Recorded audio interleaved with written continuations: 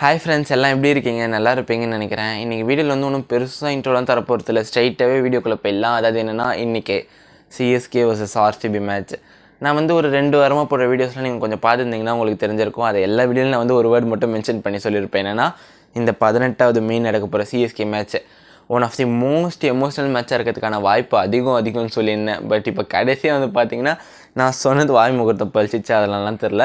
ஆனால் உண்மையிலே 100% இந்த சிஎஸ்கே vs மேட்ச் நீ நடக்க போகிற CSK vs RCB match one of the most emotional and greatest மேட்சாக இருக்கிறதுக்கான வாய்ப்பு 100% வந்துடுச்சு. அண்டு ஒருவேளை இந்த சிஎஸ்கே vs ஆர்சிபி மேட்ச்சில் மழை வந்து மேட்ச் கேன்சல் ஆகிடுச்சுன்னா அதை பற்றி நான் பேச போகிறதே இல்லை. கண்டிப்பாக மேட்ச் நடக்கணும். இந்த மழையை பற்றி இந்த வீடியோ ஃபுல்லாக நான் சொல்ல போகிறதே இல்லை. ஓகேவா?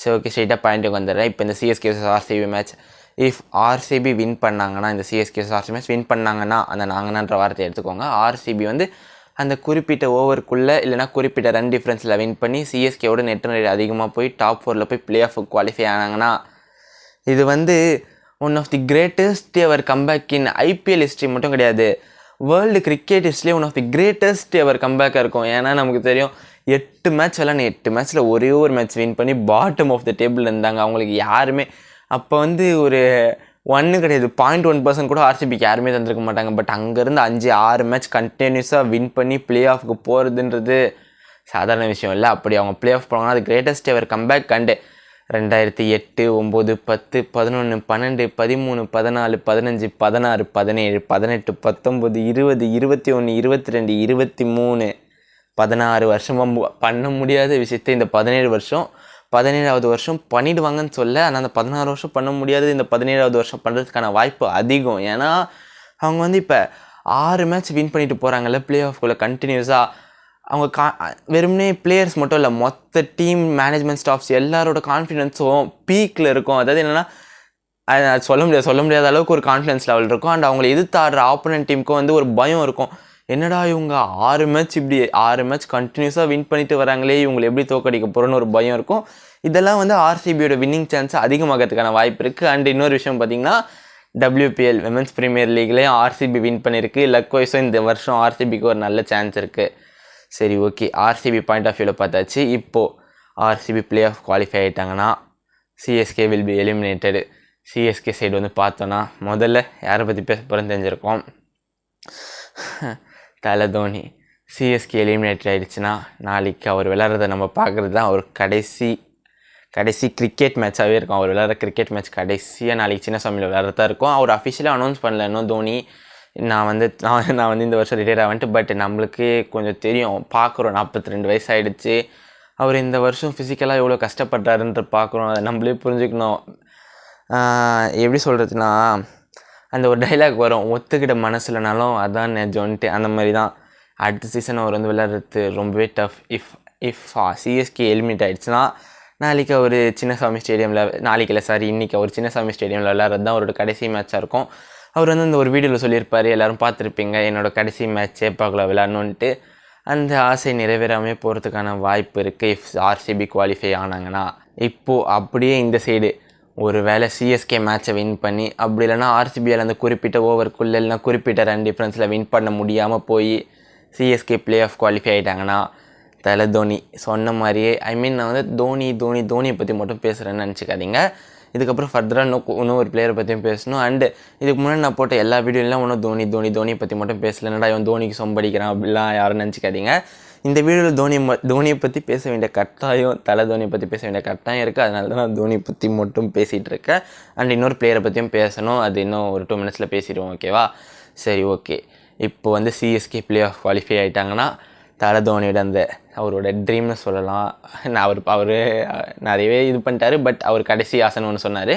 அந்த மாதிரி என்னென்னா, சேப்பாக்கில் எலிமினேட்டரும் சேப்பாக்கில் தான் நடக்க போகுது. பட் சேப்பாக்கில் அவரோட கடைசி மேட்ச் ட்ராஃபியை வின் பண்ணி ருத்ராஜ் அந்த ட்ராஃபியை எடுத்துகிட்டு போய் தலை கையில் அப்படியே கொடுத்தாருன்னா, அதெல்லாம் வந்து போன வாட்டி ஐபிஎல் ஃபைனல் பார்த்தோம், அது வந்து அடுத்து பீக்கில் இருந்துச்சு. அதோட இது வந்து பீக்கில் போகிறதுக்கான வாய்ப்பு அதிகமாகவே இருக்குது அந்த மாதிரிலாம் நடந்துச்சுன்னா. அண்ட் இப்போ வந்து ஆர்சிபி சைடு வந்து பார்த்தோம், சிஎஸ்கே வந்து எலிமினேட் ஆனால் தோனியோட கடைசி மேட்ச் நாளைக்காக தான் இருக்கிறதுக்கான வாய்ப்பு அதிகம்னு சொல்லியிருந்தோம். இஃப் ஆர்சிபி எலிமினேட் ஆனால் இவரை பற்றி நிறைய பேர் பேசவே இல்லை. நிறைய பேர் தோனியை பற்றி ஆனால் பேசியிருக்காங்க, இவரை பற்றி நிறைய பேர் பேசலை. ஆர்சிபி ஒரு வேளை நாளைக்கு எலிமினேட் ஆகிட்டாங்கன்னா எக்ஸ்கியூஸ் மீ, ஆர்சிபி நாளைக்கு எலிமினேட் ஆகிட்டாங்கன்னா தினேஷ் கார்த்திக் அவரும் வந்து தலதோனி விளையாடின காலத்துலேருந்தே அவர் டெபியூட் பண்ண காலத்துலேருந்தே விளையாடிட்டு இருக்காரு.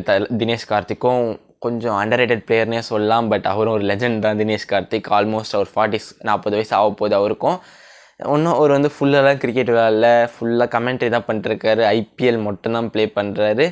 அவரும் நான் அஃபிஷியலாக அனௌன்ஸ் பண்ணல இதான் என்னோடய கடைசி ஐபிஎல்ன்ட்டு. பட் கடைசி ஐபிஎல் அவருக்கு இருக்கிறதுக்கான வாய்ப்பு அதிகம்.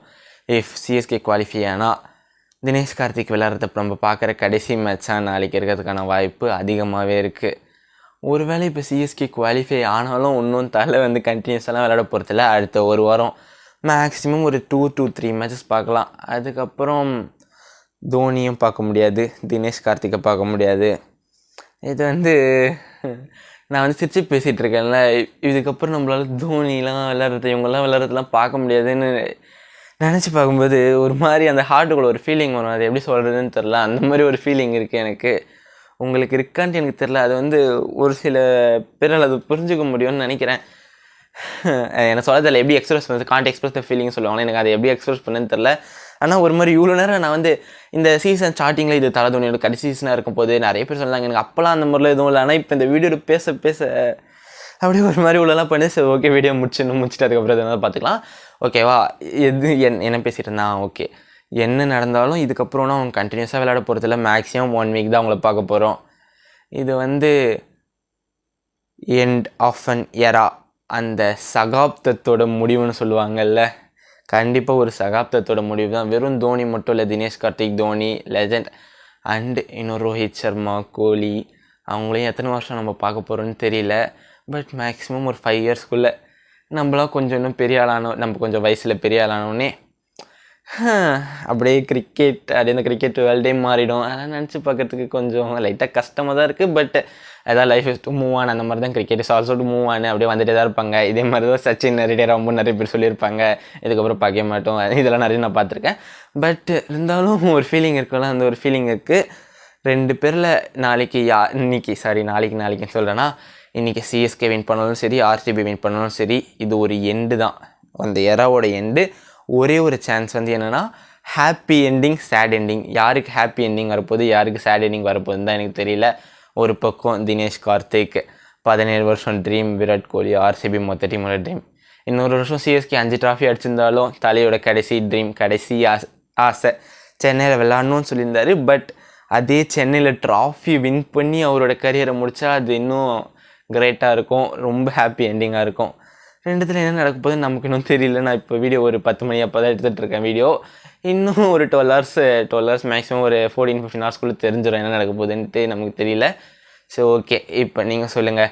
எனக்கு வந்து இன்னொன்று சொல்லிடுறேன், எனக்கு வந்து சிஎஸ்கேக்கு சப்போர்ட் பண்ணுறதா இல்லை ஆர்சிபிக்கு சப்போர்ட் பண்ணுறதா சத்தியமாக எனக்கு வந்து தெரில. 50-50 சொல்லுவாங்களே, எனக்கு அந்த மாதிரி கூட தெரில. எனக்கு வந்து எப்படியாவது 2 டீமும் குவாலிஃபை ஆகிறதுக்கு ஒரு சின்ன ஒரு 0.1% சான்ஸ் இருந்தால் கூட நல்லா இருக்குமே அப்படின்னு தோணுது. பட் அப்படி இல்லை, 3 டீம் குவாலிஃபை ஆகிட்டாங்க, ஆர்ஆர், கேகேஆர், எஸ்ஆர்ஹெச். அது எனக்கு வந்து இன்றைக்கி யாருக்கு சப்போர்ட் பண்ணுறது, என்ன பண்ணுறது சத்தியமாக எனக்கு தெரில. நான் வந்து மோஸ்ட் ஆஃப் த டைம் நான் சிஎஸ்கேக்கு நிறையவே சப்போர்ட் பண்ணியிருக்கேன் அண்ட் ஆர்சிபிக்கும் நிறையவே சப்போர்ட் பண்ணியிருக்கேன். ஆர்சிபி சிஎஸ்கே விளையாடும்போது சிஎஸ்கேக்கு தான் ஸ்டார்டிங்கில் நான் சிஎஸ்கே சப்போர்ட்டராக இருந்தேன் அண்ட் ஆர்சிபி எனக்கு பிடிக்க ஆரம்பிச்சிச்சு, அதெல்லாம் வேறு விஷயம். பட் இன்றைக்கி யார் வின் பண்ணுவான் மேட்ச் எனக்கு வந்து பார்க்கவே ஒரு மாதிரி பயமாக இருக்குது. அந்த கடைசி மொமெண்ட் எப்படிலாம் இருக்க போகுதுன்ட்டு இது பயம் தான் எனக்கு சொல்லணும், என்ன சொல்கிறதுன்னு தெரியல. சரி நீங்கள் சொல்லுங்கள், சிஎஸ்கேவா ஆர்சிபியா, யார் உங்களுக்கு பிளே ஆஃப்க்கு குவாலிஃபை ஆகணும், நீங்கள் யாருக்கு சப்போர்ட் பண்ணுறீங்கன்றத மறக்காமல் சொல்லிவிடுங்க. அண்டு மேட்ச் ஸ்டார்ட் ஆகிறதுக்கு ஒரு 2 to 3 ஹவர்ஸ்க்கு முன்னாடி நான் வந்து அந்த வெதர் ரிப்போர்ட் எடுத்து வந்து ஒரு வீடியோ போட்டுடுறேன். மேக்ஸிமம் முடிஞ்ச அளவுக்கு எவ்வளோ சீக்கிரமாக போட முடியுமோ வெதர் ரிப்போர்ட் வீடியோ வந்து நான் வந்து போட்டுடுறேன். மேட்ச் ஸ்டார்ட் ஆகிறதுக்கு மேக்ஸிமம் 2 ஹவர்ஸ்க்கு முன்னாடியே போட்டுடுறேன். அண்டு சரி ஓகே, சொல்ல வந்த விஷயத்தெல்லாம் சொல்லிட்டேன்னு நினச்சேன். கொஞ்சம் ஷார்ட்டாகவே முடிச்சிடலான்னு பார்த்தேன், பட் கொஞ்சம் லென்த்தாக பேசிட்டு போயிட்டேன். பேச நினச்சதெல்லாம் பேசிட்டேன். ஸோ ஓகே ஓகே, வீடியோ பிடிச்சிருந்தா லைக் பண்ணுங்கள், ஷேர், சப்ஸ்கிரைப், கமெண்ட் எல்லாம் பண்ணிவிடுங்க. அண்ட் ஈவினிங் வெதர் ரிப்போர்ட்டில் பார்க்கலாம். Okay bye, love you all guys.